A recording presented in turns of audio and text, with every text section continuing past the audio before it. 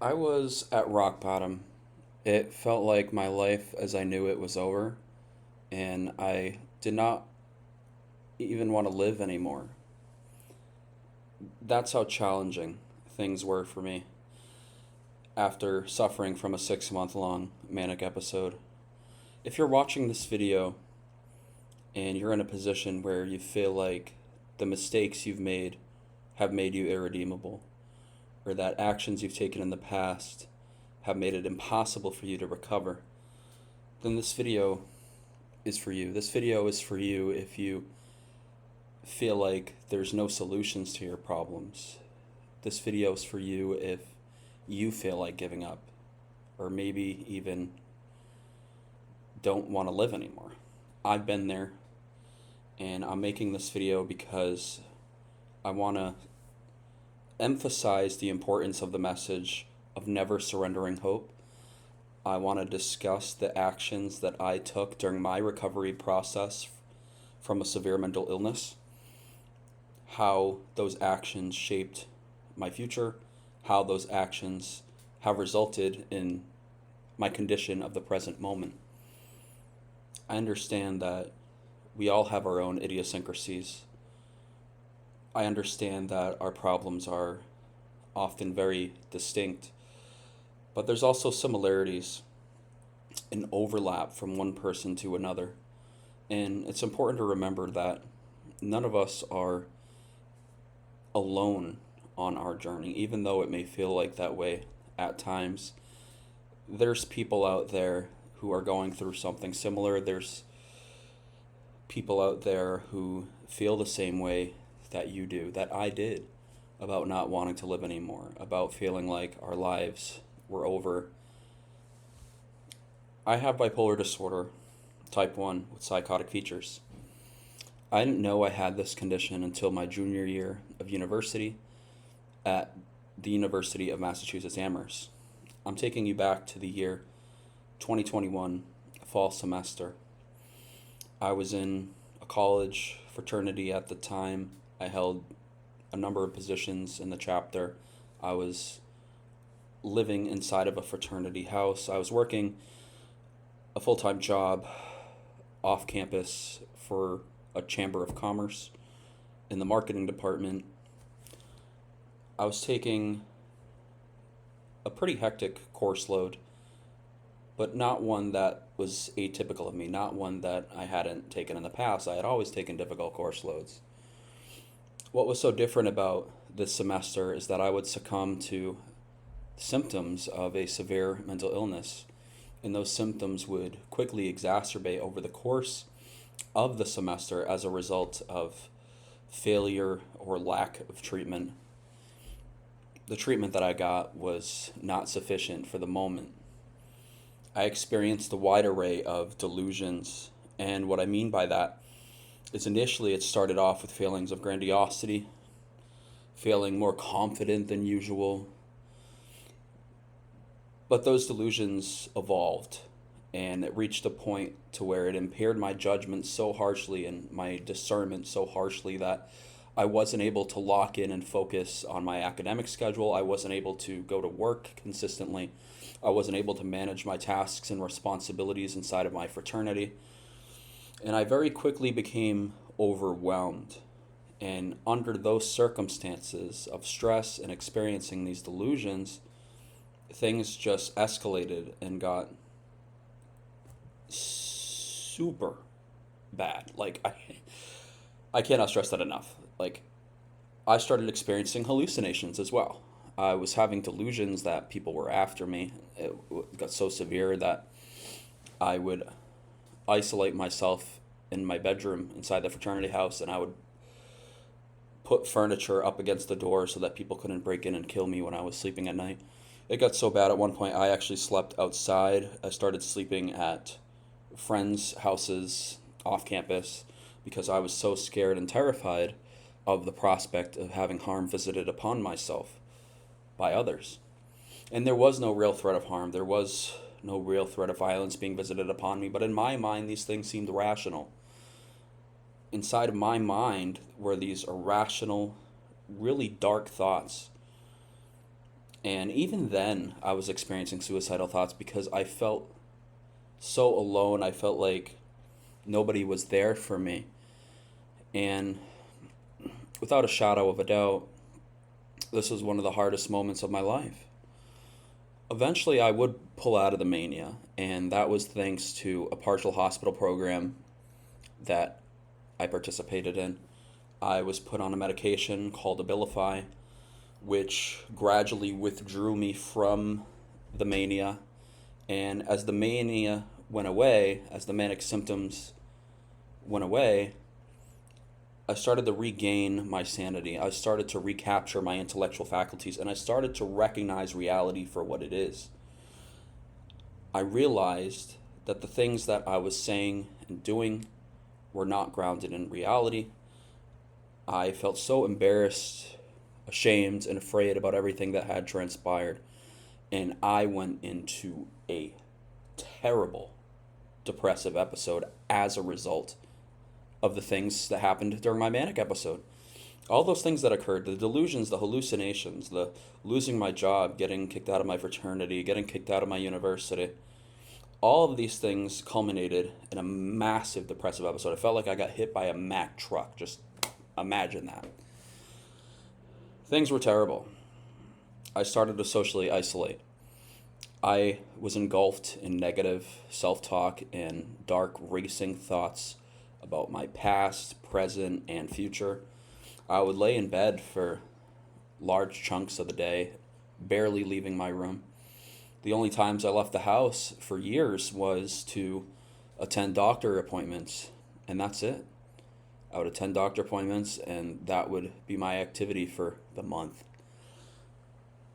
Eventually, I started to take gradual steps to climb out of the area that I was in.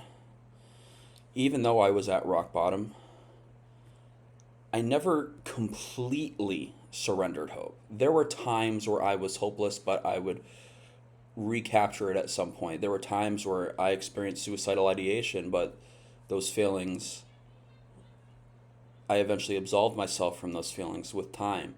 Time was a huge healer for me. If you're going through a dark depressive episode yourself, if you're dealing with racing thoughts, if you have fear, doubt, shame about past actions, I want you to know that I know where you're coming from. And I want you to know that things will get better.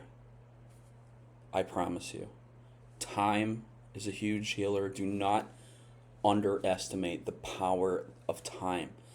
It's okay to not be okay, and it's all right to take time off and give your brain a period of time to really take a break, to recover. There's this false notion perpetuated in society today that we must be thinking at all times, and that if we're not thinking, then we're doing something wrong. But sometimes being in the moment and being mindful is necessary. In fact, it's essential to thriving and having stable, positive mental health and having an overall positive mental well-being. That's what I found. That's a lesson that I've learned. But as far as the gradual steps go, it started off with really stepping on the scale one day and seeing how much I had transformed. I went from 180 pounds to 354 pounds in the span of about 18 months. And I attribute a lot of that to the medications I was taking, which I acknowledge saved my life. But without the influence of those medications, there's no way I would have put on weight that rapidly. But it was a combination of the depression that I felt as a result of the manic episode, as well as side effects of the medication. So these things worked in conjunction to produce that result of me gaining weight so rapidly and getting the current body shape that I have today. I've actually lost a little bit of weight. I'm at like 320 now, but I still got a long way to go to get back to where I was. The point I'm making is I stepped on the scale that day, and I remember looking in the mirror, and this amorphous face looked back at me, totally lacking in shape or definition. And did not recognize myself. And that was a pivotal moment. I started gradually leaving the house. I had to first focus on my anxiety. And the way that I did so was I would leave the house 4:30 in the morning to go get an iced coffee at a local coffee shop where I am. Because they were open at those times, and I figured at those times they wouldn't be busy, and I was correct in that assessment. And I would go get my iced coffee, and then I would go home, and that would be my outside activity for the day. I considered that a win. It was a monumental victory because for such an extended, prolonged period of time, I was not even leaving the house. And now here I am going out, getting an iced coffee, interacting with a cashier, getting outside, walking, getting some physical exercise in, getting fresh air. All these things are so essential to health. And I was doing them. And eventually, that gradual step evolved. And I got the confidence to sign up for a gym membership. So I signed up at my local Planet Fitness, and I think in my first month I went about 20 times, and that's when I lost most of the weight that I lost. Since then I've lost significantly less because I haven't gone consistently, but the point being is my confidence got augmented enough to where I was able to get into the gym, this noisy, fast-paced, chaotic environment that's full of people, all these loud machines, and I felt okay. I realized that a lot of the fears that I had were not justified, that they weren't grounded in reality. And that's the key. Is that oftentimes our mind, which has evolved over many years to incorporate survival instincts into our daily lives, we fear, and that's a natural human response, to fear things, to fear new things, or to fear doing something again when the last time you did something you had a negative outcome or result.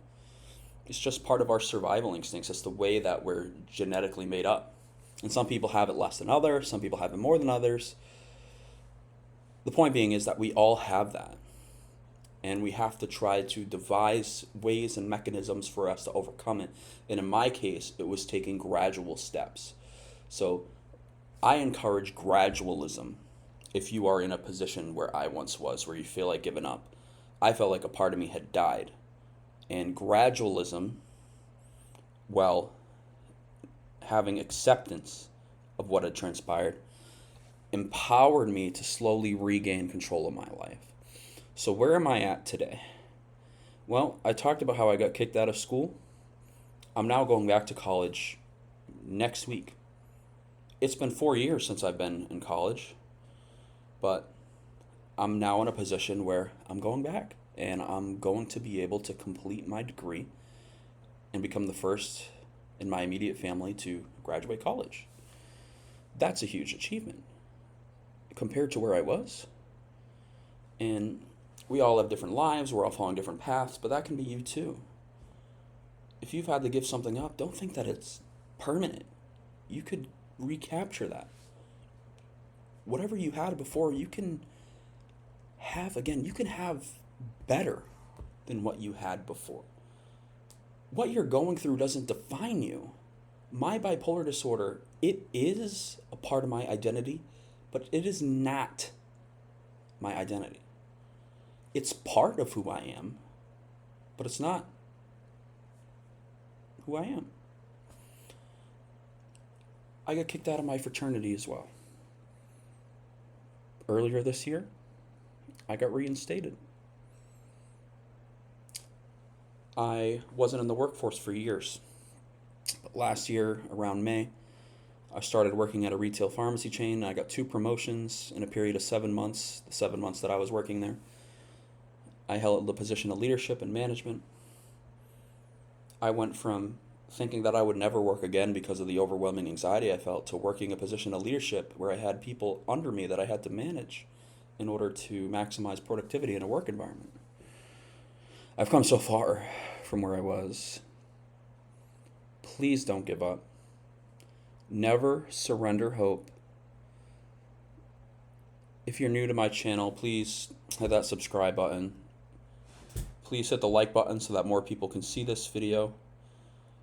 And if anyone has any questions for myself about what I went through, or has any thoughts that they would like to share, please feel free to do so in the comments below.